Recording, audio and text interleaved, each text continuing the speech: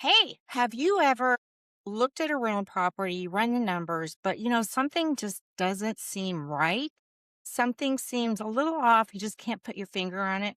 Well, after investing for almost 20 years in single family homes, I've come up with some clues that I always pay attention to now, even if the numbers make sense. So, in today's video, I thought it would be fun. I'm actually excited to do this video. It's kind of a little different than what I normally do. We're not going to be talking about numbers or anything like that.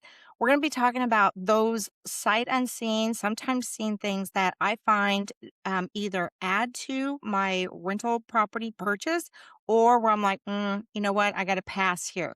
So, walk with me as we go through what those steps are. Now, first off, it's always about the numbers. Okay, that's the very first thing. We talk about due diligence and all of that kind of stuff. So, the first thing is about the numbers. So I always use my comps at the sales, make sure I'm not overpaying for a property, figure out what the ARV is. And then number two, I'm going to put all that information into my um, analyzer spreadsheet to make sure that the carrying cost, the holding cost, what the monthly rent's going to be. Those are the things that I want to know first. Is it an appreciating area? So, all of the things that I've been talking about, yes, I'm going to do all of those very first thing. Let's talk about driving the neighborhood. Now, one of my favorite marketing techniques to find off market properties is driving for dollars. So sometimes I do have this information before I actually even talk to a seller.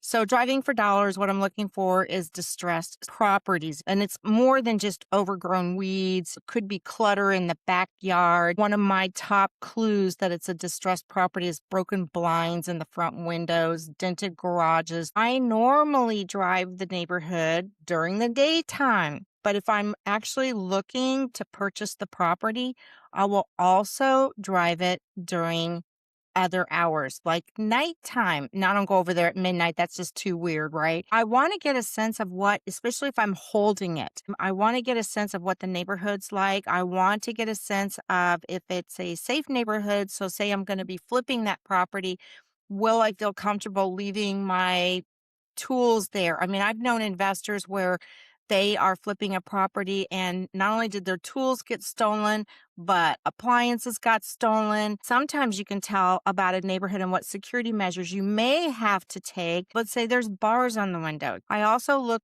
for vacant properties. If there's a lot of vacant properties in the neighborhood or very unkempt block that I'm looking at, or things just look broken into. There's a lot of cars in the driveway or in the yard that are broken down. There's old washing machines, there's old appliances.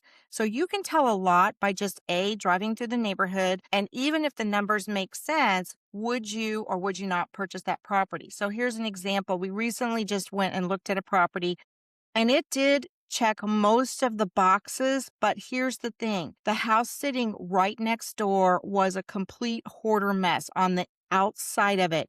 And there was no way to shield that from my potential renters. I mean, there was no fence that I could build around this property.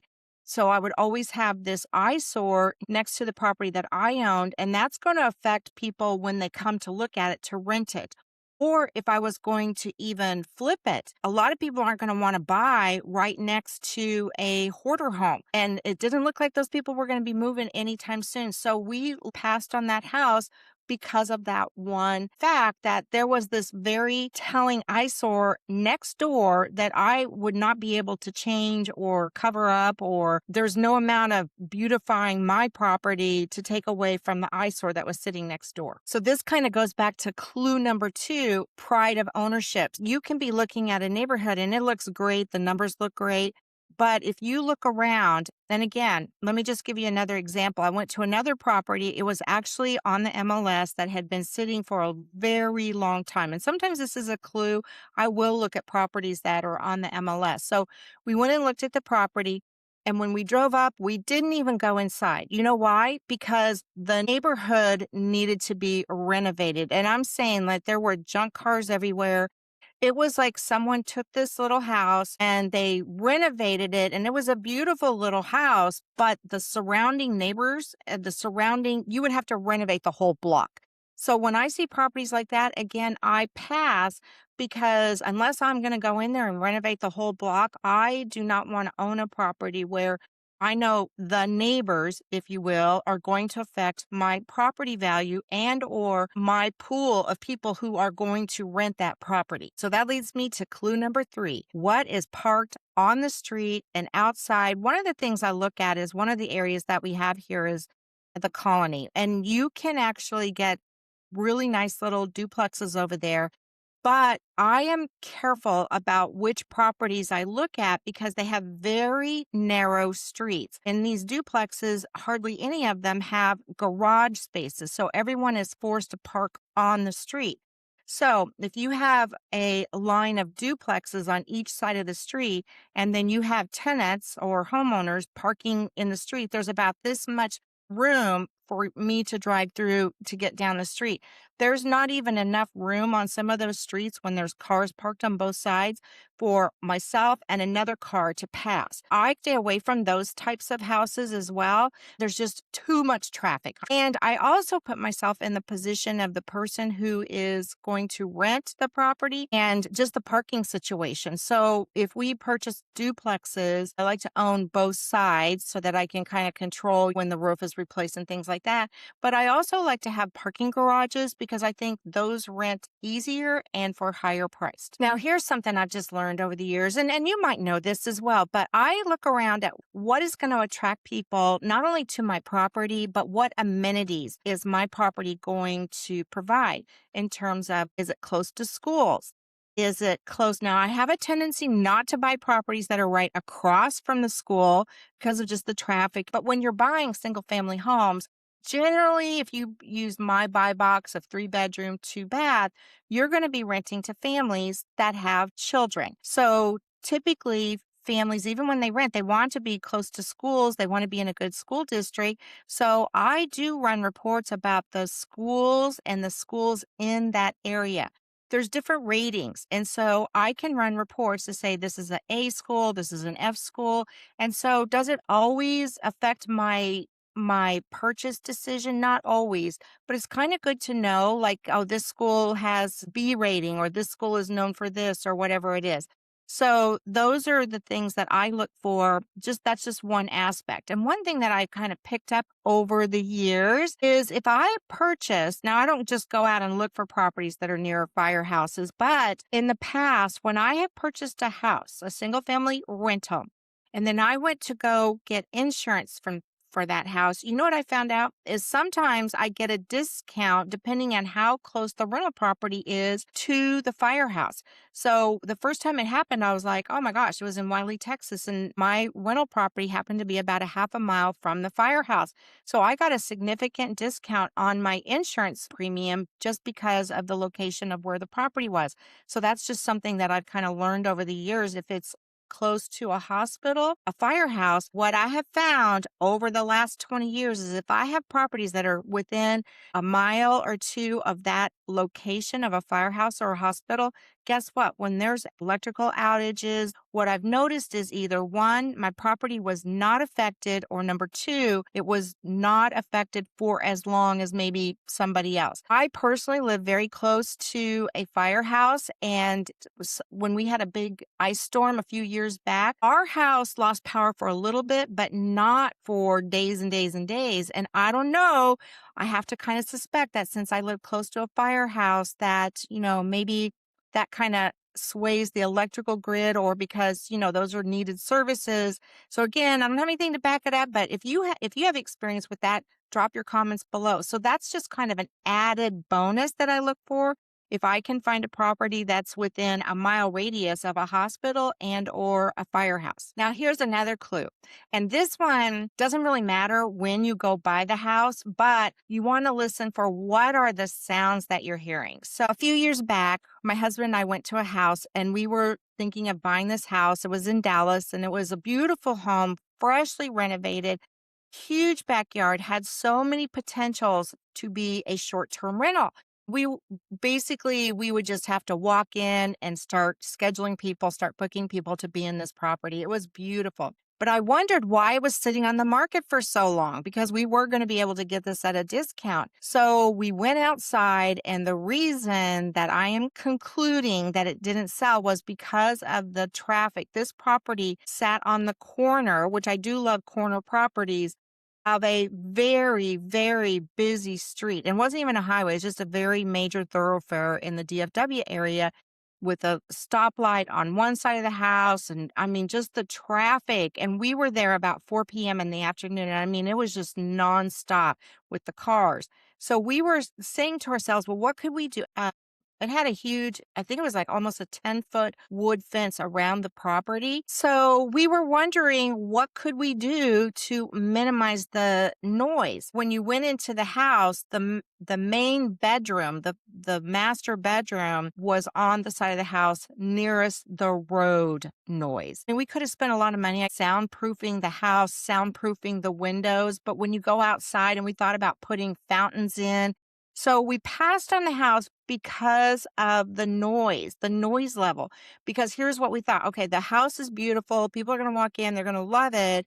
But the first time they don't get a good night's sleep because of the noise, they're going to write a review about that. And so we passed on that property, although it was a very, very nice property. But the reason we were purchasing it was for a short-term rental. It wouldn't make a good long-term rental, but it was a good short-term rental. So we passed just because of the noise level, and it was going to be too costly to muffle the house. Another property that we looked at, it was great, but the drawback was it was right next to railroad tracks. And here was my thinking. This is how I think about it. I think about, okay, I could make money on this property, but what if something happens? These are my thought processes. So with this property, the backyard did have a fence around it, but the front yard did not. The way that the train track was, there was like, it was a cul-de-sac, and then at the end of the cul-de-sac was a little berm, a little hill, and then the railroad tracks sat on top of that. And my thought was, what if the family had little kids and the little kids went out there and accident? We actually went back just to see how loud the train passing was because there was no barrier between the house and the train tracks. So, yes, it was very loud, and it was not Amtrak quiet. It was a freight car. The loudness was based on freight cars going by. So again, the house checked all of the boxes. I mean, it was actually going to be a good rental property, but for that one fact, and again, that was my personal decision to say, you know what? I don't want to own a property right next to the train tracks. So here's another thing. That property had been for sale, and it was sitting on the market. And again, beautiful home, but we always talk about location, location, location. That doesn't necessarily mean, okay, in this city or in this suburb or in this HOA. It means what is around.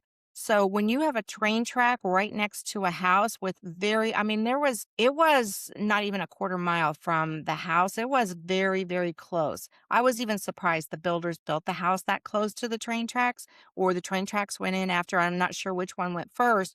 But we passed simply because of the train tracks, because again, I had to think of resale value. And here's a house, it had already been on the market for over 6 months. And my guess is that it wasn't selling because of the train tracks. The other thing I like to check out when I'm driving through the neighborhood or when I'm doing my inspections, and I'll go to the property during my due diligence/option period. And I'm just looking at, are the neighbors outside? And if they are, I'll even go and chat with them about the neighborhood and, what they like about it. I'm trying to find out the feel, the vibe of the neighborhood. And if it's family oriented, single people, age, it makes a big difference when you're buying investment properties, and especially when you're doing buy and hold. Normally, for me, I have a target market in mind. I like to rent to families. So I usually buy houses that are 3 or 4 bedrooms. I'll just kind of check out the neighborhood and see how people are taking care of their yard, how people are taking care of their yards, especially if it's in an HOA. And I might even talk to them about how's the HOA. I'll look at the amenities if there are any. So again, just getting the vibe of the neighborhood. And it doesn't mean I put a lot of heavy weight on whether I'm going to buy an investment property based on that, but it does give me kind of, as I'm going into the investing side of it, okay, this is probably the type of tenant I'm going to attract. And one of my clues you might be shocked at, because I have talked before that I don't get into speculation I'm a pretty cut and dry person. Like, the numbers make sense. I know I'm going to get appreciation, but the future matters. The future matters when I'm looking at investment properties. I tend to shy away from rental properties where there is open land behind or around the investment property. So I've worked with different clients over the years, and I give them this reasoning for it. And then it's up to them whether they want to abide by it. So when you're looking at properties, especially if they're in newer neighborhoods, and there's a lot of vacant land behind the development and it's zoned today for residential, but you know what? That can change over time. So that can then be zoned for commercial. So because I don't know what the future is going to hold, what I'm always thinking of in the future is that I need to buy a property that I can sell or own or finance in the future. That's what I'm looking at. What is my exit strategy in the future? So if I'm looking at a property and I can see it's a new build community, I can see that there's all these tracts of land and where they're going to be buying houses. But then I see right behind where I'm purchasing, there's a lot of vacant land, and the builder might tell me, "Oh, it's going to be residential." But what happens is those residential neighborhoods go up, and then developers see opportunity and they rezone it, which can happen. They just have to go to the city council and get it rezoned. They get it rezoned for commercial, and the next thing you know, you're living behind a strip mall. And think about this. If they have a strip mall, they're going to have big lights to light it up at night, and there's going to be a parking lot, and there's going to be traffic. So now it goes back to, well, what is going to be in there in the future? So that's why I stay away from properties where there's a lot of vacant land. So when I put all of these together, I look at, just like I said in the beginning, what I focus on first is the numbers, because if the numbers don't make sense, it doesn't matter what I see in the neighborhood or what people say about it. But then after I do that, and now I do all of this through my option period as I'm looking around. I'm not waiting before I negotiate with the seller. I'm doing this all concurrently with getting the property under contract, negotiating the price. But what I'm looking at is what I would say the positive and negative of having a property in that particular neighborhood. I do want to hear from people what they have to say, the neighbors, or even the seller. Sometimes the seller is a good source of information, especially if there's an HOA. So you just want to make sure that these clues become part of your due diligence. It doesn't mean that you're going to buy or not buy the property because of them, but you may have an idea later on as you're trying to exit the property, what things might prevent you from selling the house or renting it long term. So if there's eyesores, what can you do about that, if anything? If there's a firehouse, a lot of people like to live close to the firehouse. And again, I don't have any data to back it up, but from my experience, it does seem that if you have a house close to a hospital or firehouse, you have less likelihood of extended outages. So I just like that little fact. And it seems like I got a discount on my insurance. So as you learn investing techniques, you're not going to just learn how to analyze a property. You're going to learn all of these little subtle techniques about, is this going to be a good rental property, a good buy and hold property? And some of these things you can apply to flip properties as well. So again, if you're purchasing a home and you forecast that you're going to make 50, 60, 70, $100,000 on the flip, but you neglected to take into account that there is a hoarder home on the right and a hoarder home on the left, and across the street there's a yard full of cars. You'd have to think about, what is the exit strategy, and are these clues that we talked about, are they in any way going to affect the way you can exit the property? When you find a property, the next thing you'll want to do is analyze it. To help you with the number part, we have our How to Analyze a Rental Property in our resource center. The link is below. I also want to say that these clues that I've talked about, again, don't necessarily mean you should or shouldn't buy the property. They should just be taken into consideration, because are they going to impact who you're renting to and your exit strategy?